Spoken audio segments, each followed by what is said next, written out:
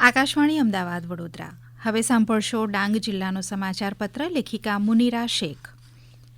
98% આદિવાસી વિસ્તાર ધરાવતા ડાંગ જિલ્લામાં હાલ પ્રાકૃતિક સૌંદર્ય ભરપૂરપણે ખીલી ઉઠ્યું છે.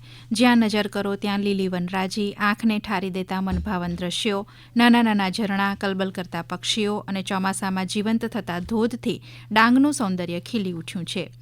ગુજરાતના એકમાત્ર ગિરિમથક સાપુતારામાં ચોમાસાની ઋતુમાં ડુંગરો ઉપરથી નીચે ઉતરતા વાદળો અને ગાઢ ધુમ્મસમાં વાતાવરણ અત્યંત ખુશનુમા બની જવા પામ્યું છે.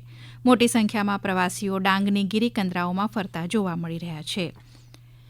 રાજ્ય માર્ગ અને મકાન વિભાગ દ્વારા ડાંગ જિલ્લામાં વૃક્ષો અને ઝાડી ઝાંખરા પડવા, ભૂસ્ખલન થવું તેમજ માર્ગો અને પુલોને થતું નુકસાન પૂર્વવત કરવા સતત કામગીરી હાથ ધરવામાં આવી છે. જેમાં ડાંગ માર્ગ અને મકાન વિભાગ રાજ્યના કાર્યપાલક ઇજનેર અને વઘઈના નાયબ કાર્યપાલક ઇજનેરે વઘઈ સાપુતારા રાજ્ય ધોરીમાર્ગ નંબર 15 અને બારીપાડા માનમોડી રાજ્ય ધોરીમાર્ગ નંબર 174ની જાત મુલાકાત લઈ રોડ, ગતિ અવરોધકો, રોલર ક્રશ બેરિયર્સ, રોડ સાઇડની સાફ સફાઈ સહિત ભારે વાહનો માટે પ્રતિબંધિત કરાયેલા નંદી ઉતારા બ્રિજની મુલાકાત લીધી હતી. ડાંગ જિલ્લામાં 4097 જેટલા સ્વસહાય જૂથોની રચના કરવામાં આવી છે. આ સાથે 13 જેટલા નારી કેન્દ્રો શરૂ કરાયા છે, જેના થકી મહિલાઓ આત્મનિર્ભર બની છે. જિલ્લા ગ્રામ વિકાસ એજન્સી દ્વારા સખી મંડળની મહિલાઓને વિવિધ તાલીમ આપી સુસજ્જ કરવામાં આવી છે, જ્યારે નારી કેન્દ્રમાં ડાંગનું પારંપરિક ભોજન પીરસવામાં આવી રહ્યું છે.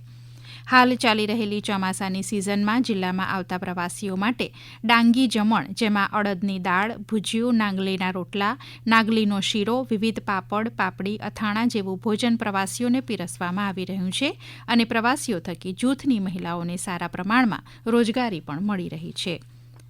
જિલ્લામાં આદિવાસીઓ દ્વારા તેરા પર્વની પરંપરાગત ઉજવણી કરવામાં આવી હતી.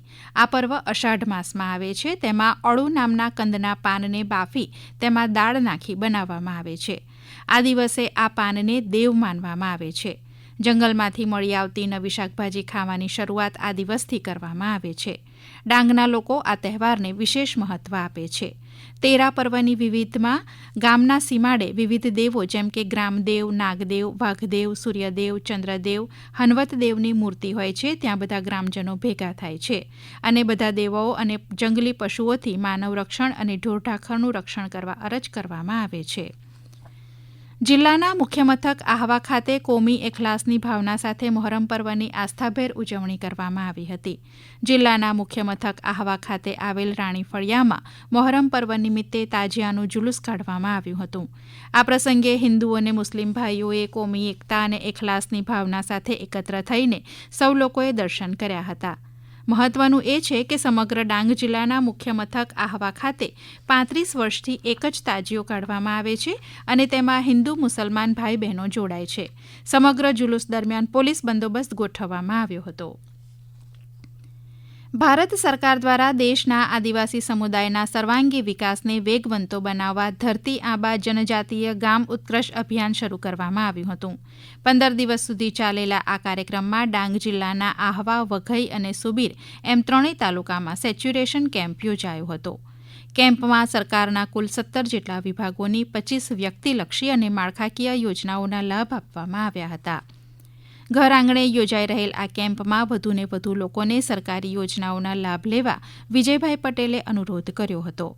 કેમ્પમાં Aadhaar card, ration card, Ayushman card, જાતિ, રહેવાસી પ્રમાણપત્ર, Kisan credit card, PM Kisan Jandhan ખાતું, વીમા કવર, વૃદ્ધ પેન્શન, વિધવા પેન્શન, દિવ્યાંગ પેન્શન, રોજગારી અને આવક આધારિત યોજનાઓ, મહિલાઓ અને બાળકો માટે પીએમએવાય, આંગણવાડી લાભ, રસીકરણ વગેરે કામગીરી કરવામાં આવી હતી.